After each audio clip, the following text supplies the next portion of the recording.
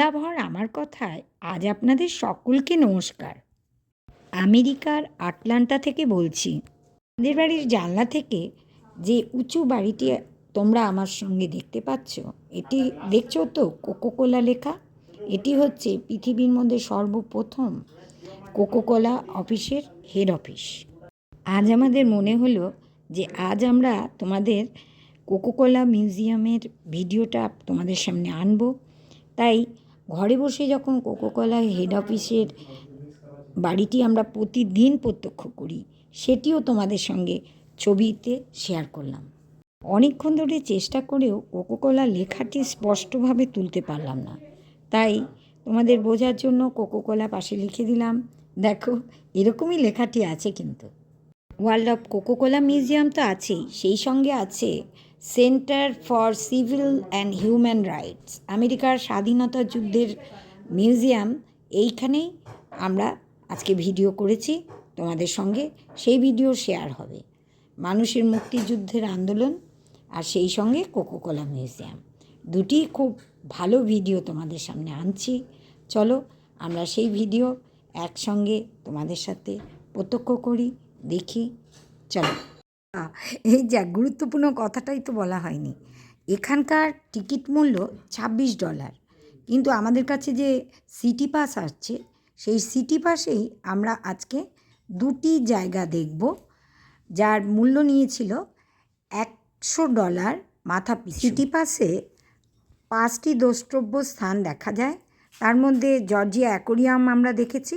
আজকে আরও দুটি দেখব, হাতে রইল আরও দুটি। এই জায়গাটি হলো 121 বেকার স্ট্রিট, সেন্টেনিয়াল পার্ক। ওই দেখো কি গাড়ি আসছে, দেখো দেখো দেখো দেখো দেখো লাল রঙের, দেখো কোম্পানির গাড়ি। ব্যাপারটা কি দারুণ বলো তো, ঘটনাটা ঘটলো। জায়গাটা ভারী চমৎকার, ঝকঝকে পরিষ্কার একদম, কত উঁচু উঁচু বাড়ি। চলো চলো তাড়াতাড়ি চলো, এর ভেতরে ঢুকি। এবার লাইনে দাঁড়াতে হবে, লাইনে দাঁড়াই।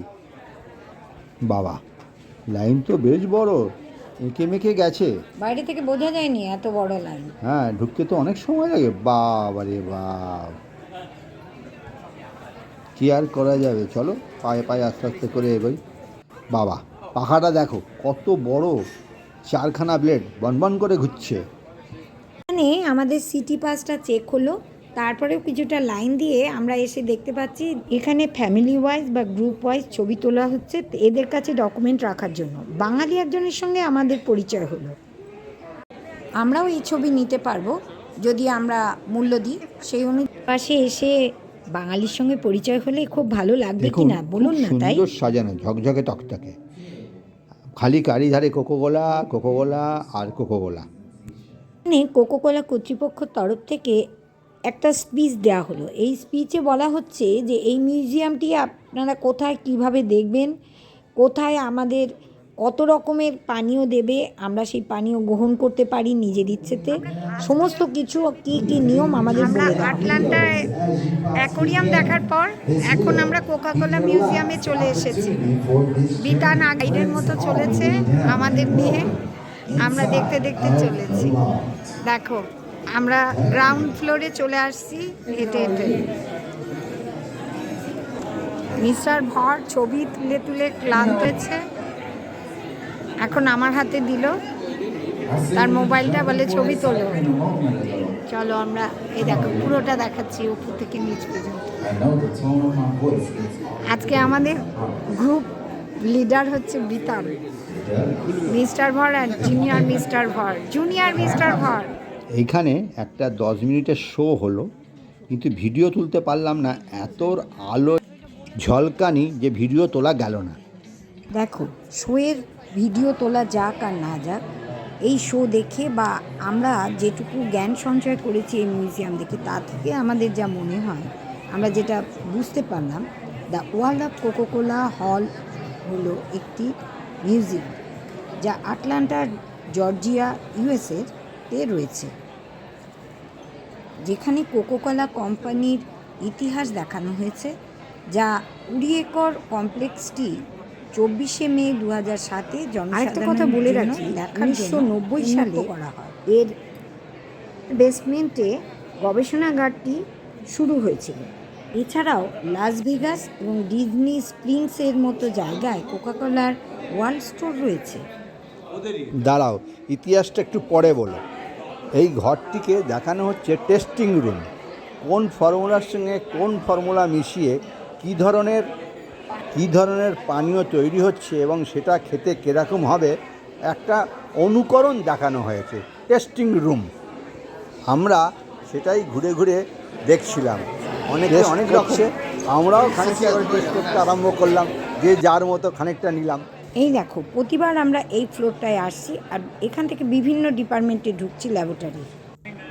আবার একটু ইতিহাস বলি।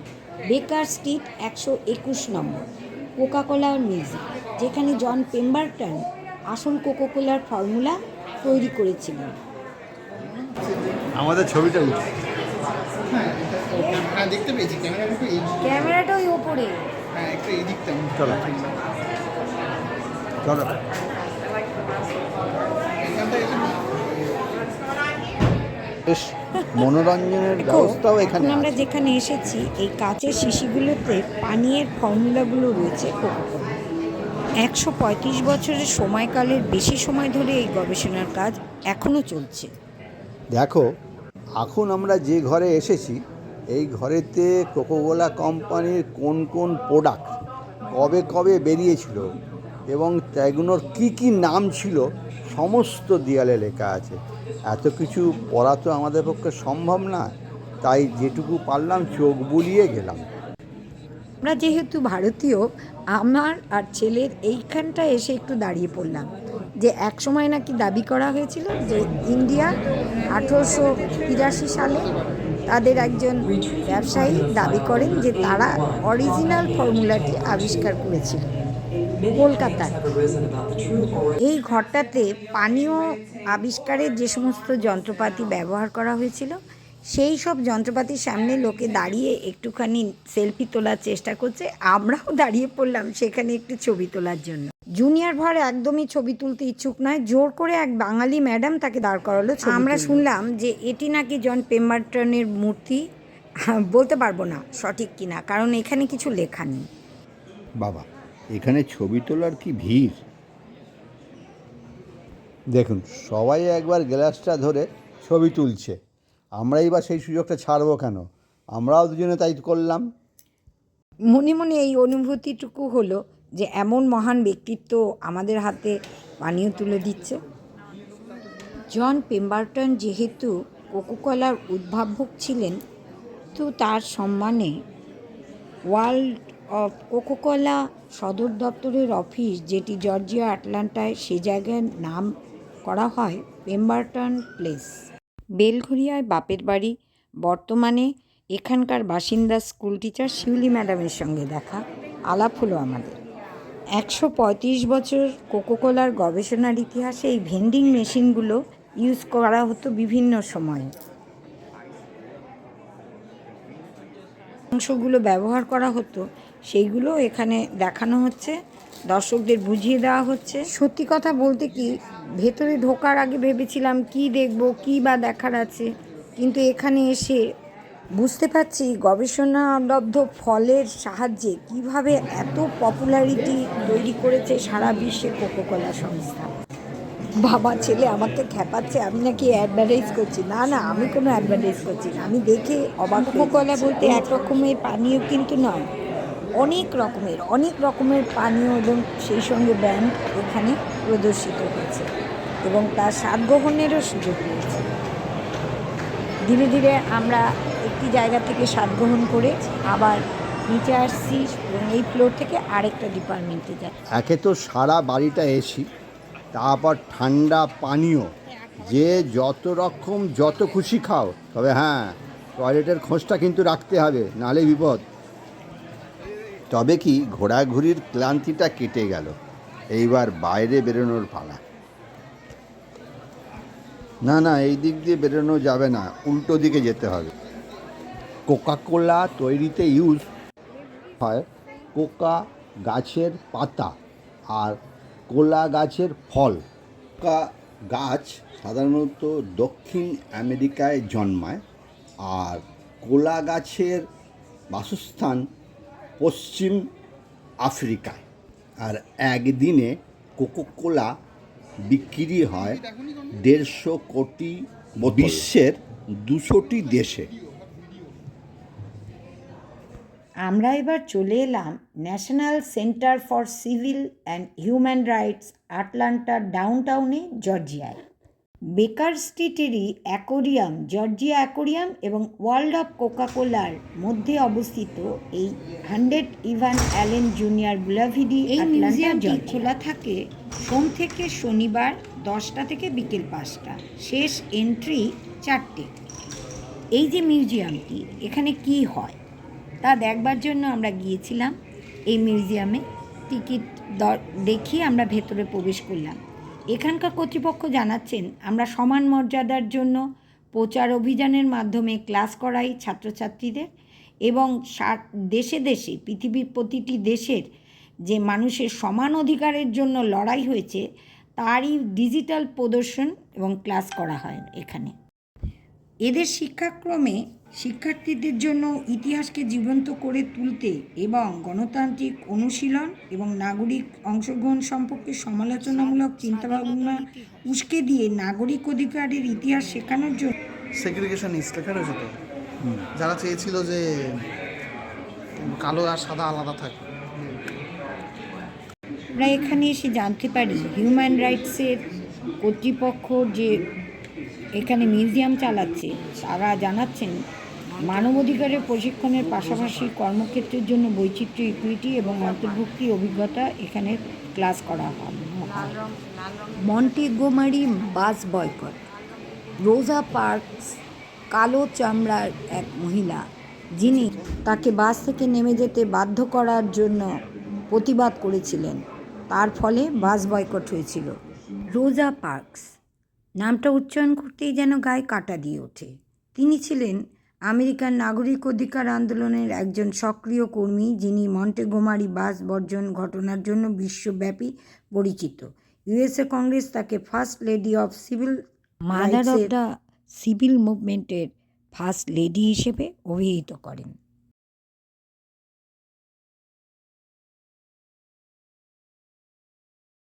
রোজা পার্কের দুটি মূর্তি, একটি 42 বছর, একটি 92 বছর।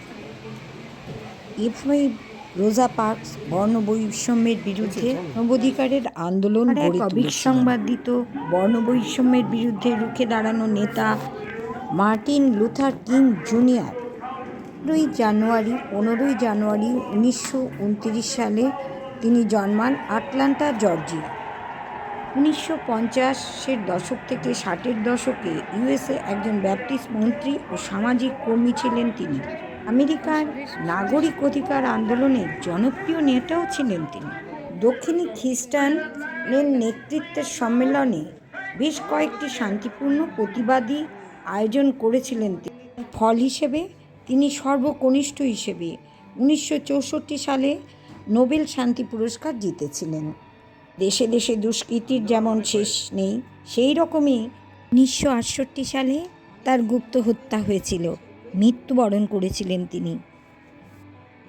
National center of civil and human রাইটসের এই মিউজিয়ামে এসে জর্জিয়ায় আমরা আজ এই সব চিত্রায়ন, চলচ্চিত্রায়ন দেখে আমাদের ভাবতেও কেমন যেন আর মনে হচ্ছে পৃথিবীতে দশকের পর দশক ধরে এই অত্যাচারী শাসক শ্রেণী, অত্যাচারী শ্রেণীর মানুষরা এই শান্তির জয়ের আশায় যারা বুক বেঁধে আন্দোলন করছেন তাদের গুপ্ত হত্যা করবে আর সমাজে অশান্তি ডেকে আনবে।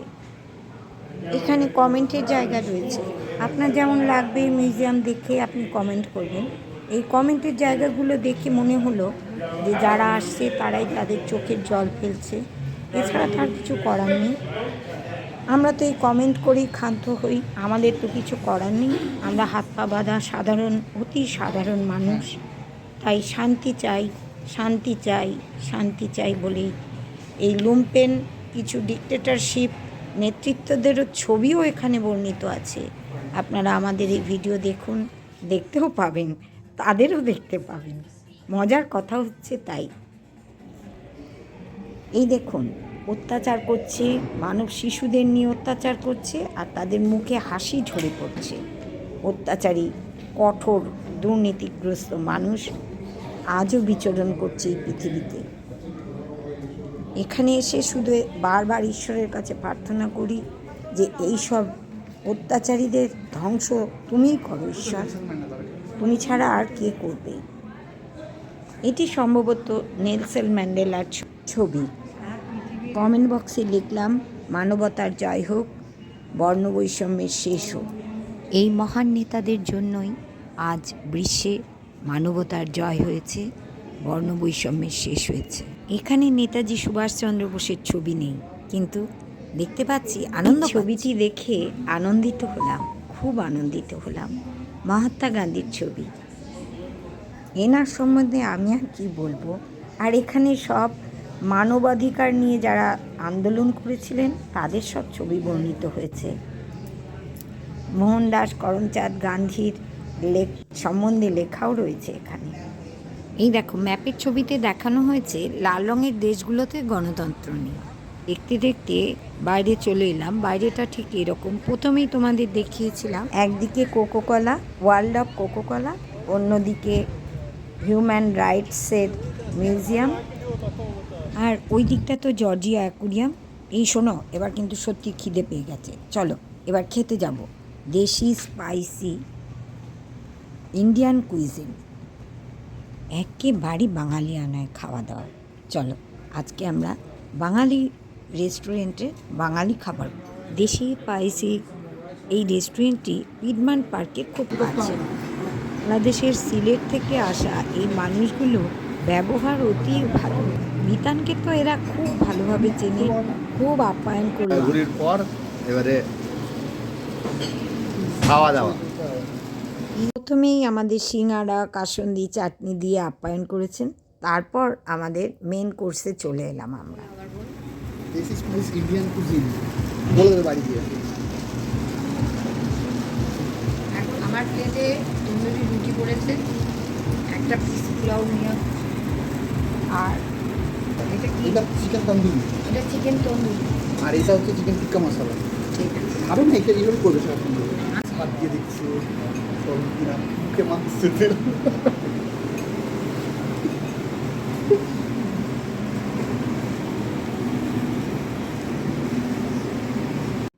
দেশি স্পাইসি ইন্ডিয়ান কুইজিন বলে রেস্টুরেন্টে আমরা এসেছি আজ। এখানে সবাই বাঙালি, বাংলাদেশের সিলেটের মানুষ, এরা সব করছেন, আমাদের পরিবেশন করলেন খাবার দাবার। হ্যালো, তোমার নামটা একটু বলো। সাকিম। বাংলাদেশে থাকো? কোথায় Bangladesh? Thank you. Hi guys, thank you. Good one. Take care. Hey, Bob, আমরা কলকাতা থেকে এসেছি, তোমরা বাংলাদেশের মানুষ। আমরা বাংলা কথা বলি। হ্যাঁ, এখন তো বলা যায় আমরা বাঙালি, সব বাংলা আমার সন্তান। আমরা বাংলা কথা বলে আমরা সবাই বাঙালি। ঠিক না? ঠিক ঠিক ঠিক কথা বলেছো, ঠিক তাই। বর্ণবৈষম্য এবং মানুষে মানুষে ভেদাভেদি ঈশ্বর তৈরি করেননি, তৈরি করেছেন এইসব মানব জাতির কিছু অত্যাচারী মানুষেরা। সীমারেখা তো প্রকৃতি তৈরি করেনি, তৈরি হয়েছে দেশ ভাগের জন্যই। ভাগ করেছে মানুষই তাদের একনায়কতন্ত্র চালিয়ে যাবার জন্য। থাক, এসব কঠিন বাস্তবায়ন নাই বললাম, শুধু এইটুকু বলি, আটলান্টায় আমরা যতদিন আছি এই রকমই চিত্তাকর্ষক ভিডিও নিয়ে তোমাদের সামনে চলে আসব। তোমরা আমাদের সাথে থাকো এবং নানান রকম ভিডিও দেখতে থাকো। তোমরা কমেন্ট করো, সাবস্ক্রাইব, লাইক, শেয়ার অবশ্যই করবে, যাতে আমরা অনুপ্রাণিত হই, আরও ভালো ভালো ভিডিও নিয়ে খুব তাড়াতাড়ি তোমাদের কাছে চলে আসতে পারি। সেই সুযোগটা তোমরা দাও। আটলান্টার বিভিন্ন চিত্তাকর্ষক ভিডিও নিয়ে খুব তাড়াতাড়ি তোমাদের কাছে চলে আসছি। এখন এখানেই শেষ করছি। নমস্কার।